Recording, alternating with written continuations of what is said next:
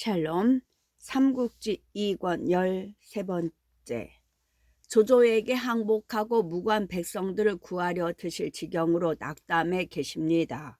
제가 조조로 하여금 죽어도 장사 지낼 땅이 없도록 만들겠다고 큰소리를 쳐 사군을 달래두고 왔습니다만 실로 근심입니다. 그렇게 말을 맺은 미축은 다시 한번 간곡한 눈길로 유비를 바라보았다. 그때 곁에 있던 금융이 거들었다. 어떻소? 유공께서는 도공조와 죄 없는 서주 백성들이 한 가지로 조조의 칼에 어육이 나는 꼴을 보고만 계시겠소. 뜻밖에도 도공조 같은 어진 군자가 허물도 없이 어려움을 겪는군요. 유비는 그렇게 동정하면서도 선뜻 도겸을 구하러 가겠다는 말을 하지 않았다. 공룡이 속이 타지듯 물었다. 공은 한실의 정치인으로서 이제 조조가 죄 없는 백성을 죽이고 자신의 강함의 의지에 약한 이를 괴롭히는데도 어찌 나와 함께 구하려 들지 않으시오. 당연히 앞장설 줄 알았던 유비가 머뭇거리는 데 대한 실망까지 담긴 물음이었다. 그제서야 유비가 천천히 그 까닭을 밝혔다. 감히 핑계를 대는 것은 아닙니다만 이 비는 군사가 적고 장수가 모자라 가볍게 움직였다가 서주의 도움도 되지 못하고 세상 사람들의 비웃음만 사는 게 두렵습니다. 그러자 공룡은 한층 격한 목소리로 말했다. 내가 도겸을 구하려 드는 것은 옛부터의 정의 때문이기도 하지만 또한 대의를 위한 것이기도 하오. 그런데 어찌 공은 그 대의를 생각하는 마음이 없으시오. 공룡이 그렇게까지 나오자 현덕도 더는 대답을 망설이지 않았다. 그가 말을 흐린 것은 도겸을 구하러 가기가 싫어서가 아니라 벼슬도 낮고 힘도 없는 그를 대등하게 대해주는 공룡에 대한 일종의 겸손이었을 뿐이었다. 정이 그러시다면 태수께서 먼저 가십시오. 나는 공소찬에게로 가서 병마 몇 천을 더 빌린 뒤 곧 뒤쫓겠습니다. 공은 결코 실언해서는 아니되오. 그래도 못 믿어온지 공룡이 다시 다짐했다. 유비가 옅은 웃음으로 그를 안심시켰다. 공께서는 이 비를 어떻게 보십니까? 성인께서 이르기를 사람은 모두 죽게 되어 있대 신의가 없으면 설 수가 없다라고 하셨습니다. 이 비는 군사를 빌리건 못 빌리건 반드시 서주에 갈 것이요. 그제서야 공룡도 믿는 얼굴이었다. 이에 공룡은 그날로 미축을 서주로 돌려보내 자신과 유비가 구하러 간다는 소식을 전하게 하고 자신 곧 서주로 떠날 병마를 수습했다. 그때 태사자가 작별을 고했다. 어머님의 명을 받들어 태수를 돕고자 왔으나 다행히 이제 걱정거리가 없어졌으니 저도 이만 떠나볼까 합니다.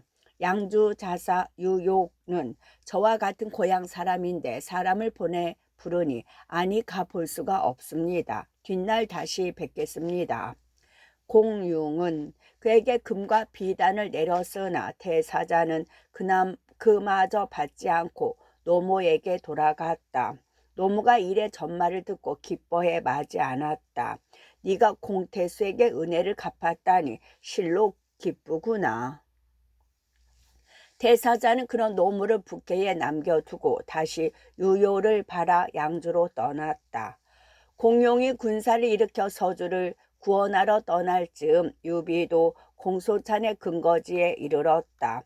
유비가 공소찬에게 서주를 구할 군사를 빌려달라고 하자 공소찬이 물었다. 조조와 자네는 원수진 일도 없는데 어찌하여 어렵게 군사를 빌려가며까지 도겸을 위해 힘을 쓰려 드는가. 제가 이미 허락한 일이니 어길 수 없습니다. 유비는 다른 설명 없이 그렇게 대답했다. 긴 말을 안 하도 공소찬이 군사를 빌려줄 것을 아는 까닭이었다. 그 무렵 공소찬은 원술과 손을 잡고 원소와 조조에 드러나지 않은 연결에 대항하고 있었다. 직접 조조와 원한을 맺은 적은 없으나 원소와 연결돼 있다는 점에서 조조는 분명 적이었기에 유비가 그와 싸우는 걸 싫어할 이유가 없었다. 과연 공소차는 못 이긴 채 허락했다. 보졸 2천을 빌려줄 테니 일이 그러하다면 가보게. 생각보다 적은 군사였지만 유비는 거기에 대해서는 더 말하지 않고 다만 조자룡을 딸려주기를 정할 뿐이었다. 그러하게. 공소차는 그렇게 선선히 허락했다. 고자령 또한 그 무예는 인정하지만 어쩐지 깊은 정이 가지 않아 한 구석에 처박아둔 장수였기 때문이었다. 유비는 이천 보졸보다 조자령 한 사람 빌린 것을 더욱 기쁘게 여겼으나 내색하지 않았다. 공소찬 앞을 물러나기 바쁘게 본래 이끌고 있던 삼천 군마를 관운장과 장비에게 딸려 전부로 삼고 새로 빌린 이천 보졸은 조자룡에게 주어 후부를 삼은 뒤 서주로 향했다. 한편 서주로 돌아간 미축은 북해 태수 공용이 구원을 온다는 소식과 함께 유현덕도 뒤따라 오리라는 걸 전했다. 그 무렵 미축과 같이 구원을 청하러 갔던 진원용도 청주 자사 전해가 구원을 오기로 했다는 소식을 가지고 돌아왔다. 전해 역시 공소찬의 세력 아래 있는 사람이었는데 어떻게 공소찬의 허락을 받은 모양이었다. 그러자 도겸도 비로소 마음이 놓였다. 조조가 비록 강하다고는 하지만 그들 삼노의 군마가 온다면 그럭저럭 서주를 지켜낼 것도 같았다. 과연 다음 날로 공용의 병마와 전해의 병마가 서주성 밖에 이르렀다. 그러나 둘 다 조조의 기세가 사나운 걸 꺼려 멀찌감치 산 아래 진을 치고 감히 가볍게 다가가지 못했다. 가볍게 움직이지 못하기는 조조 또한 마찬가지였다. 그들 두 갈래의 구원군이 이르는 걸 보자 그 역시 군세를 나누어 만일에 대비할 뿐 서주성 공격을 계속하지 못했다. 유현덕이 도착한 것은 그렇게 양편이 모두 움직이지 않고 있을 때였다. 공용이 자기를 보러 온 현덕에게 말했다. 조조의 군사는 수가 많고 날래뿐만 아니라 조조 또한 군사를 잘 부리니 가볍게 싸워서는 아니 되겠소. 먼저 그 움직임을 자세히 살핀 뒤에 군사를 내보내야 할 것이요. 조조군의 기세에 질린 듯한 표정이었다. 유비가 그런 공육에 움츠러든 기세를 나무라듯 한 계책을 내놓았다. 태수의 말씀도 일리가 있으나 다만 성안의 식량이 떨어져 서주가 오래 견디지 못할까 두렵습니다. 그보다는 차라리 관운장과 조자룡에게 사천 군마를 딸리어 공태수의 휴하에서 서로 돕게 하고 저와 장비는 일천 군마와 함께 조조의 진영을 뚫고 서주성 안으로 들어가 도태수와 앞뒤로 의논하는 게 어떻겠습니까? 공룡에 들으니 약간 위험이 있기는 하나 자신의 소극적인 계책보다는 나을 듯 싶었다. 이에 기꺼이 동의하고 전해를 만나 서로 기각지세를 이룬 뒤 기각지세란 뒷발을 잡고 뿔을 누름 앞뒤에서 억누름 기각지세를 이룬 뒤 관운장과 조자룡의 군사는 양끝에서 변화에 응하게 했다. 잘못되어 유비가 싸움에 지더라도 조조의 대군이 승세를 타고 자기들의 본진까지 휩쓰는 것을 막기 위함이었다. 그 같은 대비가 마무리된 것을 보자 유비와 장비는 일천 군마를 이끌고 성을 에워싸고 있는 조조의 진영 일각으로 뛰어들었다. 갑작스런 돌진이라 그곳에는 절로 혼란이 일었다. 그 혼란을 틈타 유비의 일천 군마가 그대로 뚫고 들어가는데 갑자기 북소리가 울리며 한때의 마보군이 장수 한 명을 옹이하고 나타나 길을 막았다. 어느 미친놈들이 감히 이곳을 몰래 뚫고 가려 드느냐. 말꼬비를 당기며 그렇게 소리치는 것은 다름 아닌 조조의 장수 우금이었다. 그를 보자 장비는 대꾸도 않고 똑바로 장팔 사무로 휘두르며 덮쳐갔다. 장비와 우금의 말이 서로 마주치며 두 사람의 병기가 불을 품었다.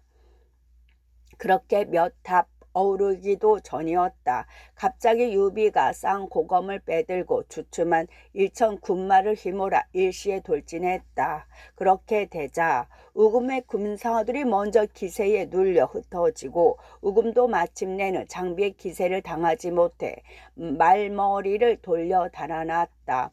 장비가 그 뒤를 따르며 길을 막는 족족 창으로 찔러 떨어뜨리고 다시 그 뒤를 현덕의 일천 병마가 성남 물결처럼 따르니 조조의 군사들은 감히 막을 생각을 못했다. 그 틈을 탄 현덕의 병마는 어렵지 않게 서주성 아래까지 이르렀다. 성 위에서 평원 유현덕이라 크게 쓴 붉은 깃발이 나부끼는 걸 보고 도겸은 급히 문을 열게 했다. 현덕이 무사히 성 안으로 들어가니 도겸은 반갑게 그를 맞아 자사부로 안내했다. 그리고 서로 만나는 예를 다하기 무섭게 잔치를 벌려 현덕을 대접하는 한편 따라온 병마에게도 술과 고기를 내려 수고를 위로했다. 도겸은 원래가 문약한 선비에 가까웠다. 난세를 만나 간신히 한 조각 땅을 지키고는 있으나 사방에 널린 적들과 싸워 이겨 마침내 살아남기에는 부족함을 스스로도 잘 알고 있었다. 그런데 유비를 만나보니 그 모습과 태도가 헌황하고 말과 뜻이 활달한 게 영웅의 기상이 있었다. 그라면 넉넉히 서주를 지키고 백성들을 잘 보살펴 줄 수 있을 것 같았다. 물론 도겸이 유비를 그날 처음 보는 것은 아니었다. 지난번 관동의 기회 때 공소찬을 따라온 걸 본 적이 있으나 그때는 공소찬의 부장쯤으로 여겨 눈여겨보지 않았을 뿐만 아니라 유비 자신도 어딘가 설익고 덜 다듬어진 듯한 데가 있었다. 그런데 몇 년 만에 만나보니 이게 그 사람인가 싶을 정도로 발전해 있었다. 이에 도겸은 은근한 기쁨까지 느끼며 미축에게 서주 자하사의 펜을 가져오게 하여 유비에게 넘겨주려 했다. 공께서는 무슨 뜻으로 이러십니까? 너무도 생각 밖의 일이라 유비가 놀라며 물었다. 도겸이 정색을 하고 대답했다. 지금 전하는 어지럽고 천자의 위엄은 제대로 펼쳐지지 못하고 있으니 공은 한실의 종친으로 마땅히 힘을 다해 기울어져가는 사직을 바로 세워야 할 것이요. 이 늙은이는 나이 많고 무능한 주제에 서주를 맡아 어찌할 바를 모르다가 이제 공을 보니 다른 주인을 만난 듯하오. 공은 사양 말고 이 서주를 받아 작게는 고을 백성을 편히 살게 하고 크게는 이 땅을 바탕으로 사직을 일으키시오. 이 겸은 스스로 표문을 써서 공을 자사로 삼도록 조정에 상주하겠소. 진정의 배인 목소리였다. 그러나 유비는 더욱 놀랐다. 벌떡 자리에서 일어나 도겸에게 2번 절한 후에 하늘을 가리키며 맹세를 곁들여 말했다. 유비가 비록 한실의 후예를 하나 공은 적고 덕은 넓어 병원의 상이란 벼슬도 오히려 감당하기 어렵습니다.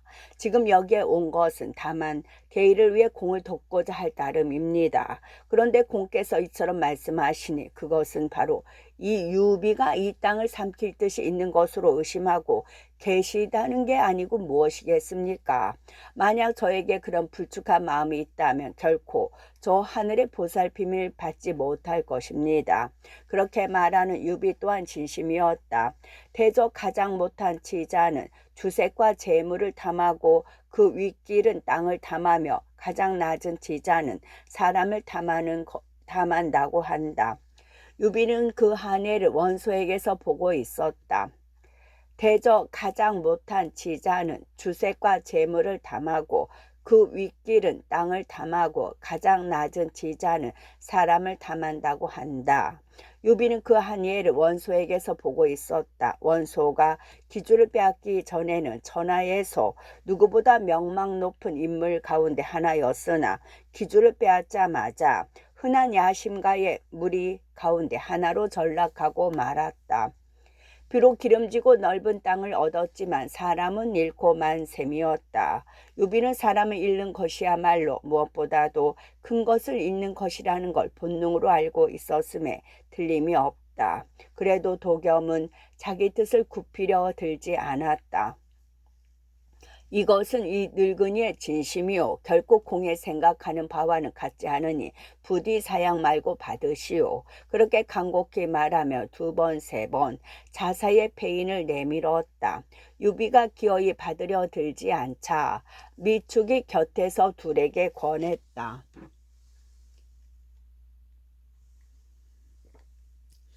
지금 적군이 성 안에 이르렀으니 마땅히 의논해야 할 일은 적을 물리칠 계책입니다. 그 일은 뒷날 평온한 때를 기다려 다시 의논함이 옳겠습니다. 그렇습니다. 우선 해야 할 것은 조조를 물리치는 일입니다.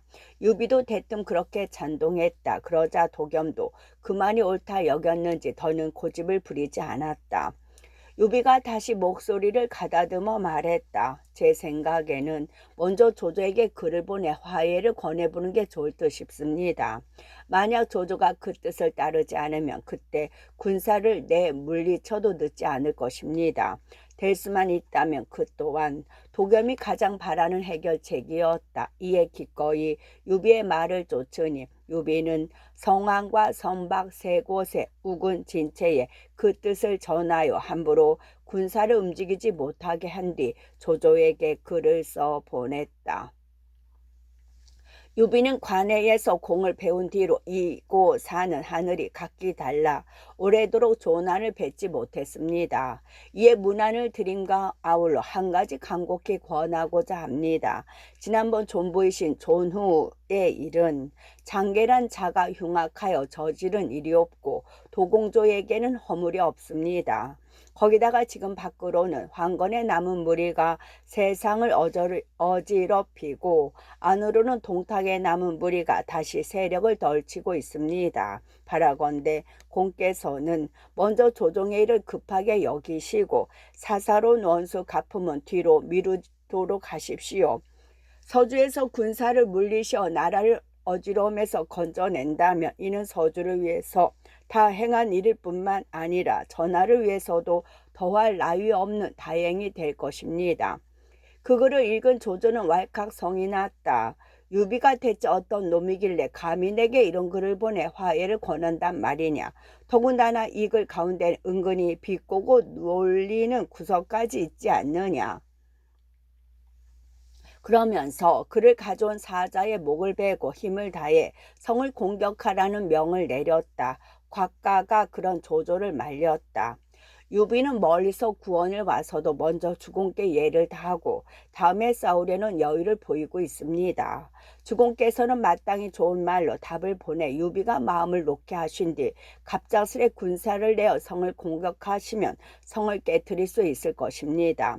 성난 중에도 들어보니 옳은 말이었다. 이에 조조는 유비의 사자를 후하게 대접하여 머무르게 해놓고 답서에 써 보낼 글을 의논했다. 한참 그 의논을 하고 있을 때였다. 본거지인 연주에서 유성마 한 필이 나는 듯 달려와 급한 소식을 알렸다. 큰일 났습니다. 여포가 연주를 급습하여 빼앗고 그 여세를 휘몰아 북양으로 저들어오고 있습니다. 조조가 크게 놀랐다. 자칫하면 아버지의 원수를 갚기 전에 근거지부터 잃어버릴 판이었다. 연주를 잃어버리면 나는 돌아갈 곳이 없어진다. 어쩔 수 없이 거기부터 먼저 되찾아야겠다. 그때 곽가가 다시 권했다. 이제야말로 주공께서 유비에게 마음껏 인정을 베푸실 때입니다. 유비의 권유를 받아들이는 체하고 군사를 물려 연주를 회복하셔야 합니다.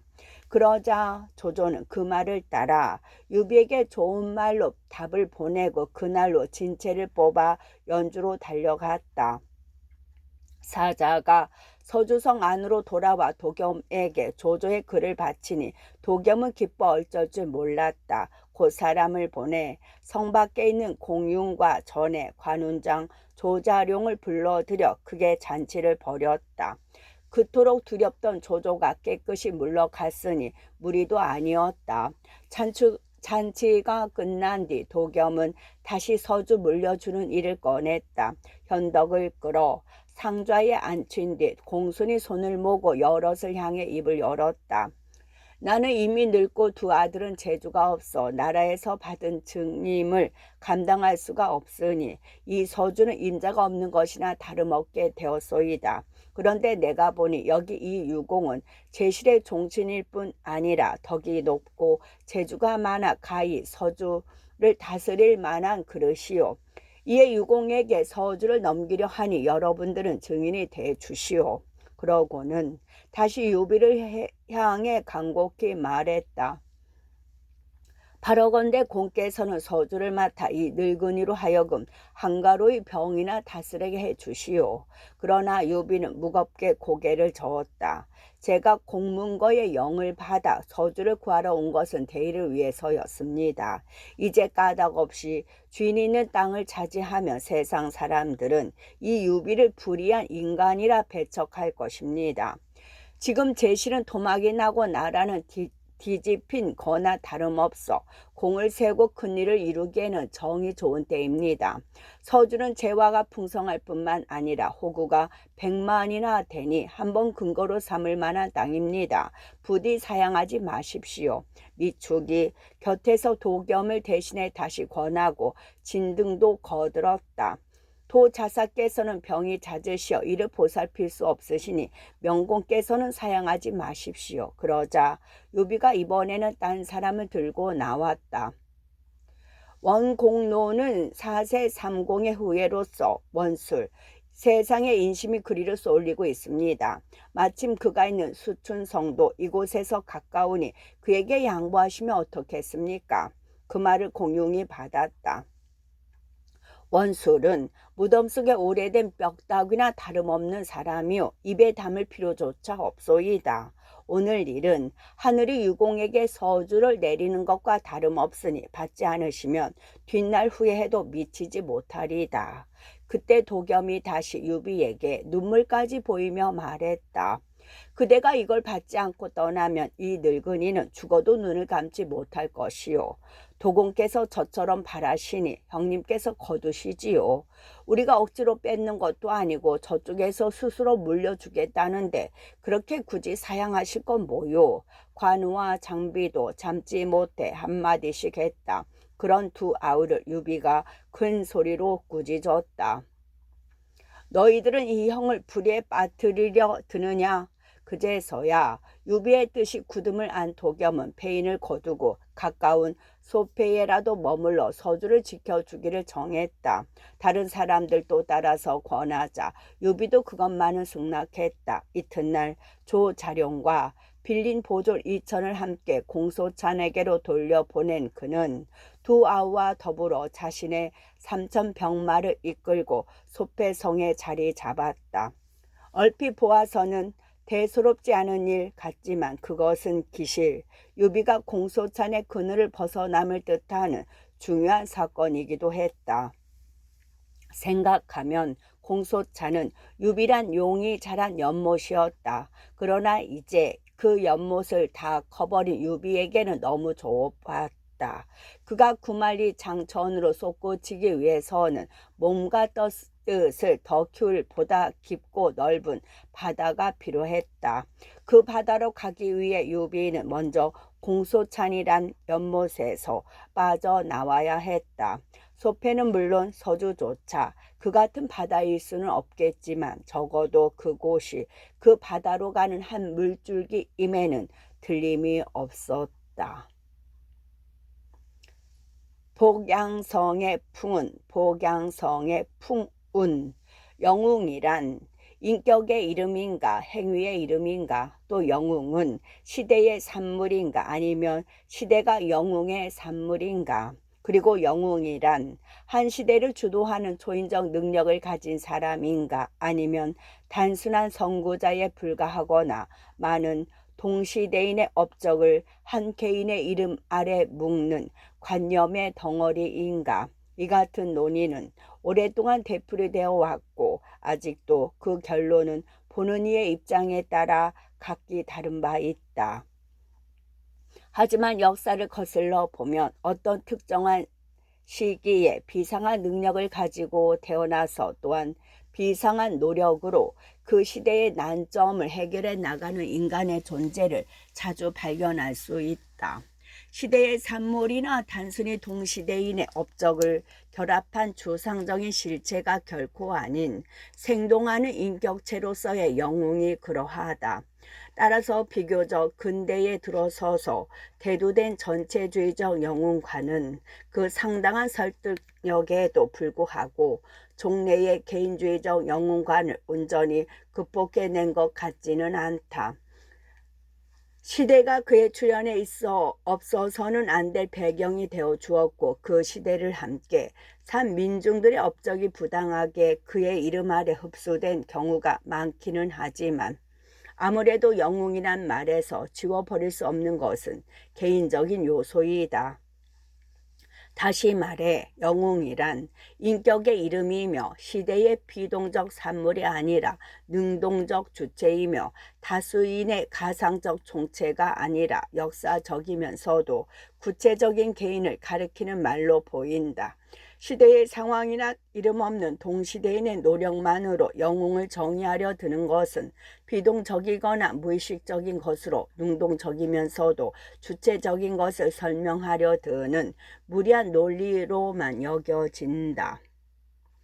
그런 뜻에서 후한 말은 앞뒤에 그 어떤 때보다 요란한 영웅들의 시대였다.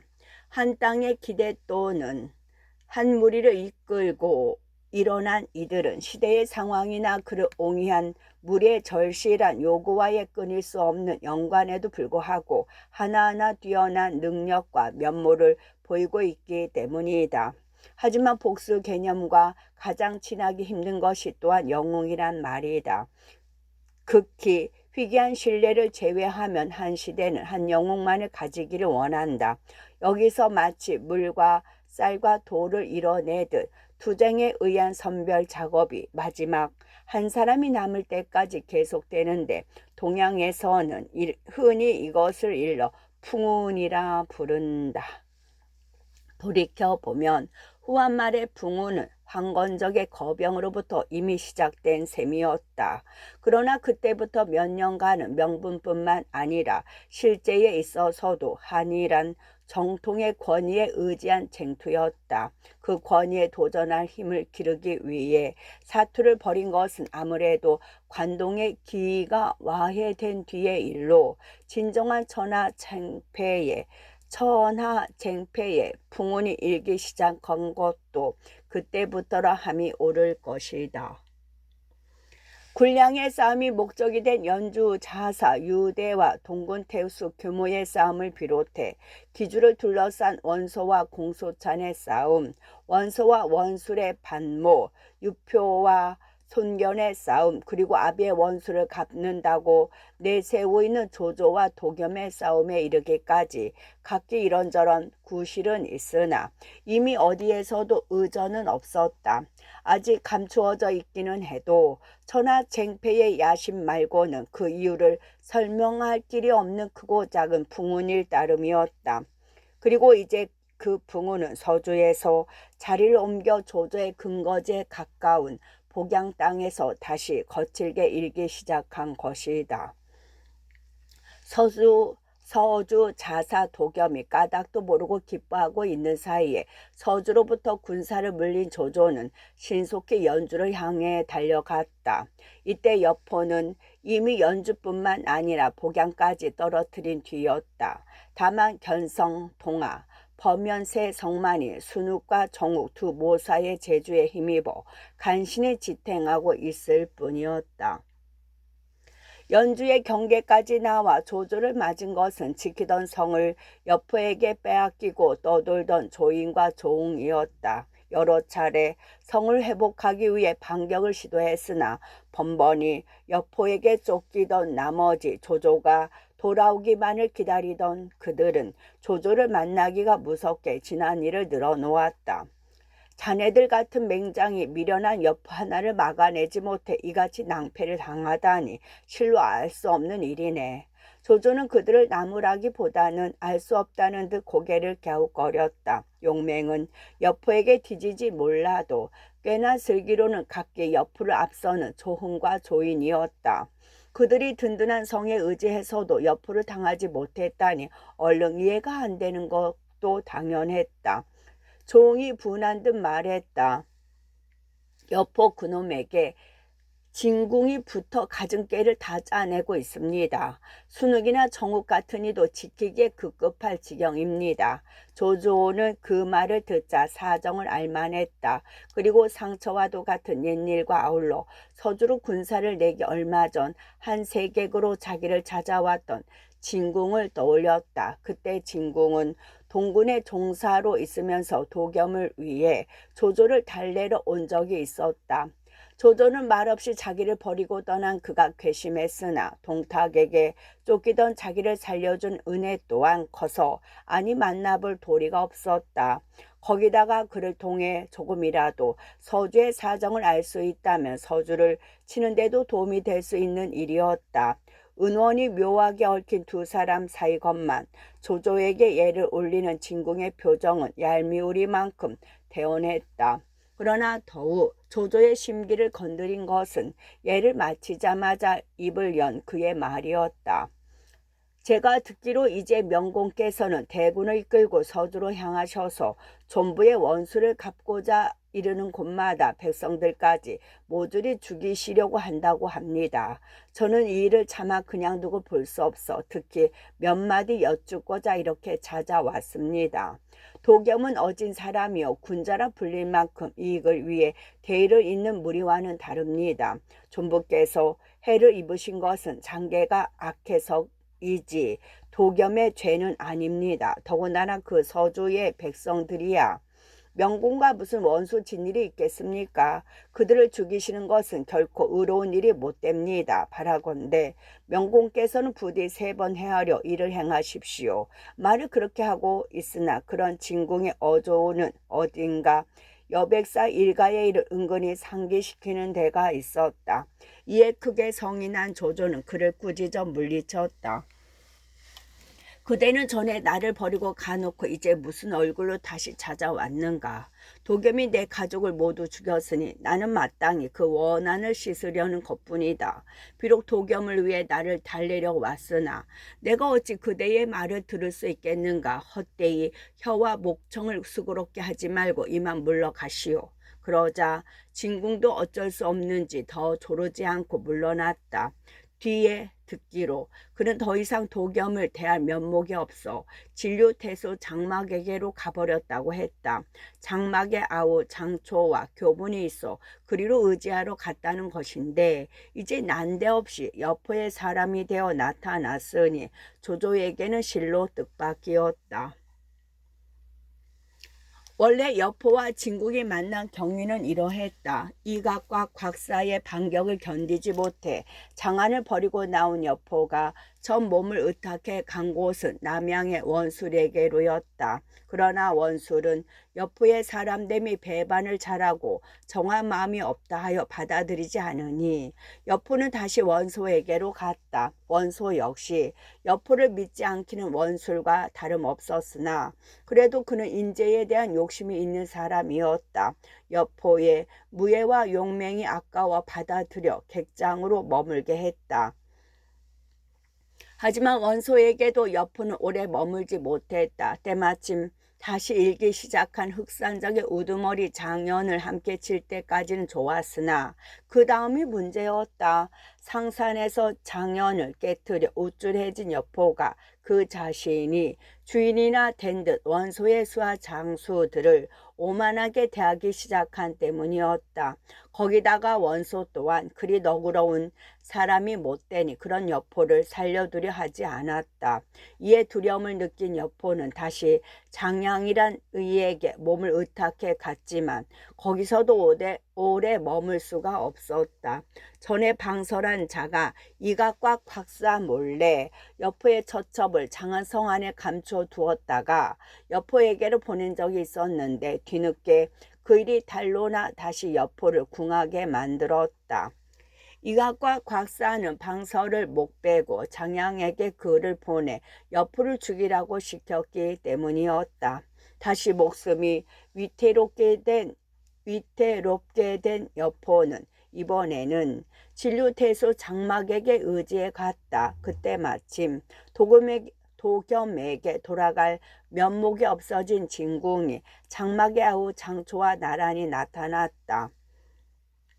진궁은 여포가 장막에 의탁하러 온 걸 보자 문득 한 계책이 떠올랐다. 장막에게 예를 마치기 바쁘게 입을 열었다.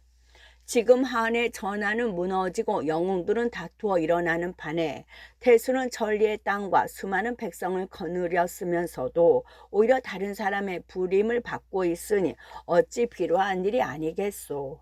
진궁은 먼저 그렇게 장막을 격동시킨 뒤 다시 목소리를 가다듬어 말했다. 지금 조조는 서주를 치고자 대군을 일으켜 연주는 가위 비어 있는 것이나 다름없소.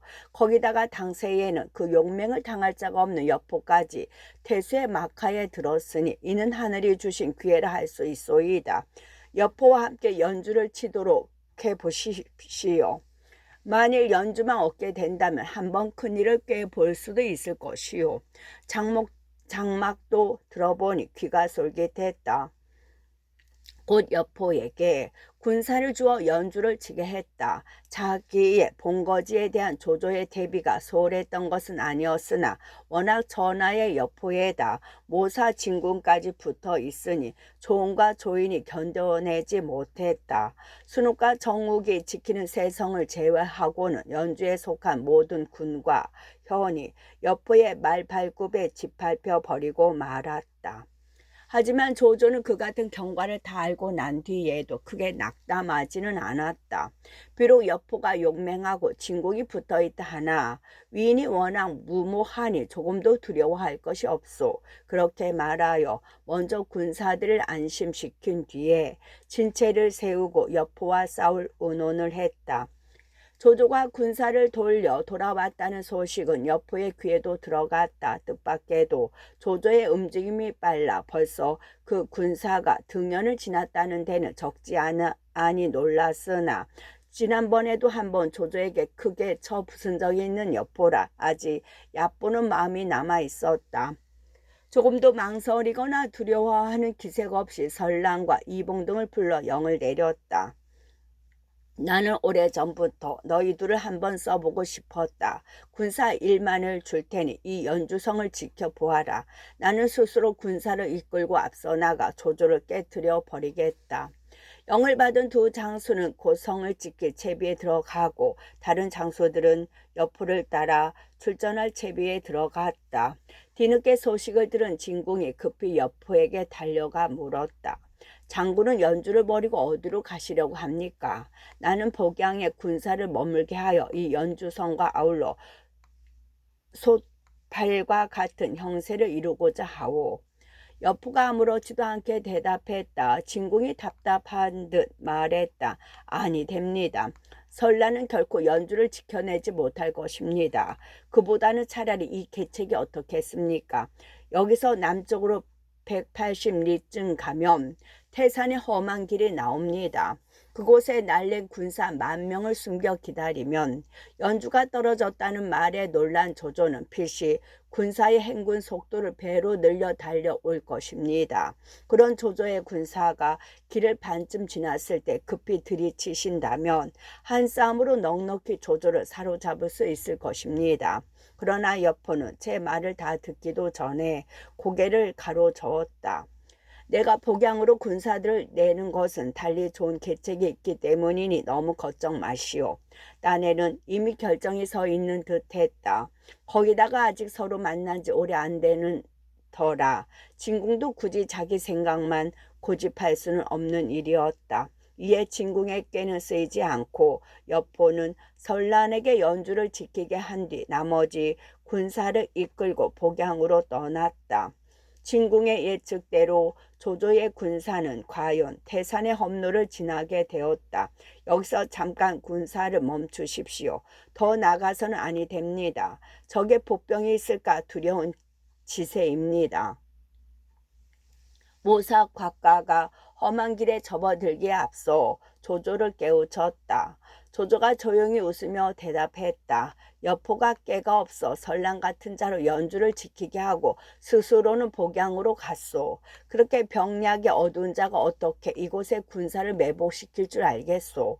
아마도 여포가 복양으로 가는 걸 보고 이미 진궁의 꾀가 쓰이지 않고 있음을 짐작한 것 같았다.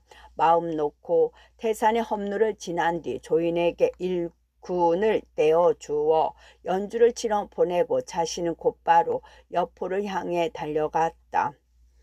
진궁은 조조의 군사가 쉽게 태산을 지났다는 말을 듣자 몹시 애석했다. 그러나 어쨌든 여포와 함께 싸우는 중이라 그 군사가 그대로 다가오는 것을 보고만 있을 수는 없었다. 지금 조조의 군사는 먼 길을 와 피곤해 있으니 급히 싸우는 게 이롭습니다. 싸움을 늦춰 저들에게 기력을 되찾을 여유를 주어서는 아니 됩니다. 진궁은 다시 계책을 짜내 여포에게 권했다. 그러나 여포는 이번에도 듣지 않았다. 나는 한필의 말로 전하를 종행해온 사람이요 어찌 조조 따위를 걱정하겠소. 그가 진체를 세울 때까지 기다렸다. 사로잡아도 늦지 않을 것이외다. 그런 여포에게는 아직도 조조가 애숭이로만 보였다. 자신은 이미 동탁 아래서 제후의 열에 올라 전하를 호령할 때도 조조는 아직 서생의 티를 벗지 못한 교위에 지나지 않았다. 기껏 한다는 짓이 단도를 품고 동탁을 찌르려는 따위 하찮은 자객의 흉내나 내다가 그마저도 실패해 쥐새끼처럼 달아나지 않았던가. 나중에 17갈래 제후들과 함께 의병을 일으켰을 때도 마찬가지였다.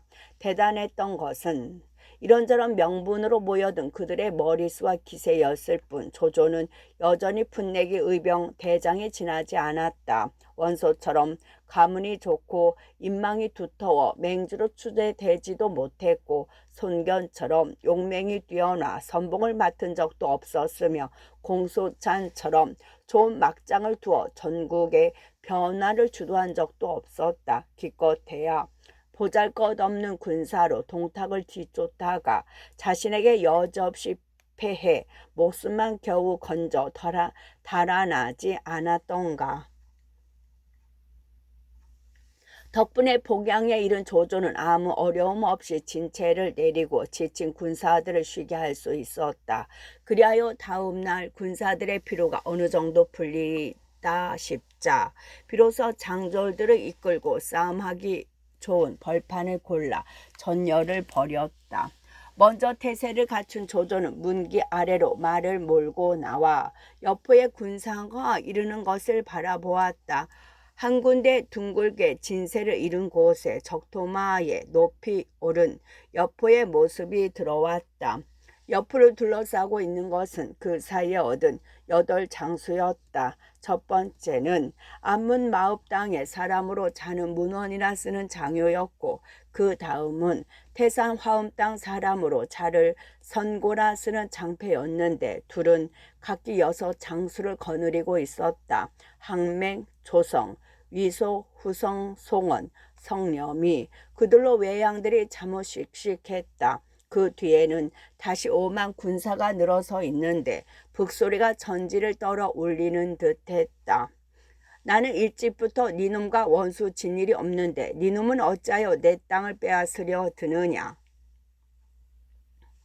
생각보다 호대한 여포의 군세에 기죽지 않으려는 듯 조조가 먼저 여포를 가리키며 소리 높여 꾸짖었다. 여포가 천연덕술에 대꾸했다. 한실의 땅이라면 그 땅에 사는 자는 누구든 몫이 있게 마련이다. 너는 어찌 이 땅이 네 것이라고만 우기느냐. 여포의 둔한 머리에는 어울리지 않을 만큼 매끄러운 웅수였다. 그러나 아무래도 길게 말하다 보면 까닭없이 남의 땅을 빼앗은 자기에게 불리할 줄 알았던지 여포는 그 말에 이어 대뜸 곁에 있던 장패에게 소리쳤다. 너는 나가서 저 애송이를 사로잡아 오너라. 장패는 영을 받자 두말 없이 말을 달려나가 싸움을 도두었다. 조조 쪽에서 악진이 창을 들고 마주쳐 오자 곧 둘 사이에 한바탕 사나운 싸움이 일었다. 말이 엇갈리고 창을 주고받기를 30합이 넘도록 좀처럼 승부가 가려지지 못했다. 보고 있던 하후돈이 싸움을 돕고자 말을 박차며 나갔다. 여포 쪽에서는 다시 장요가 달려나와 하후돈을 맡았다. 또 한 쌍의 좋은 적수였다. 그러나 성미 급한 여포는 그 싸움이 끝날 때까지 한가롭게 기다릴 수가 없었다. 분연히 방천 화극을 꼬나들고 말을 달려 나오니 그 기세에 눌렸는지 악진 하우돈이 모두 말머리를 돌려 달아나기 시작했다. 그렇게 되면 싸움은 이미 결정난 것이나 다름없었다. 장수를 따라 밀리는 조조의 군사를 힘이 난 여포의 오만 군사가 뒤쫓으며 죽이니 조조는 3신이나 쫓긴 뒤에야 간신히 군사를 수습할 수 있었다. 그것도 여포가 스스로 군사를 거둬간 덕택이었다. 한 싸움에 크게 진 조조는 진체에 돌아오자마자 여러 장수들을 불러모으고 여포를 꺾을 계책을 의논했다. 우금이 나서서 한 계책을 말했다. 제가 오늘 산 위에서 바라보니 복양 서쪽에 여포의 진체 하나가 있는데 군사는 그리 많아 보이지 않았습니다. 거기다가 그곳을 지키는 장수 또한 우리가 싸움에 져서 쫓겨났다는 말을 들은 터라 오늘 밤은 틀림없이 야습에 대비하지 않고 있을 것입니다. 군사를 이끌고 그 진체를 치는 게 어떻겠습니까? 만약 그곳을 빼앗는다면 우리 군사는 다시 힘을 얻게 되고 여포의 군사는 두려움을 느끼게 될 터이니 어김없는 상책일 것입니다. 조조는 그 말을 옳게 여겼다. 그 밤 안으로 마복은 이만을 뽑고 조홍 이전 목의 여건 우금 전위 6 장수를 앞세워 살길로 나아가게 했다. 끝.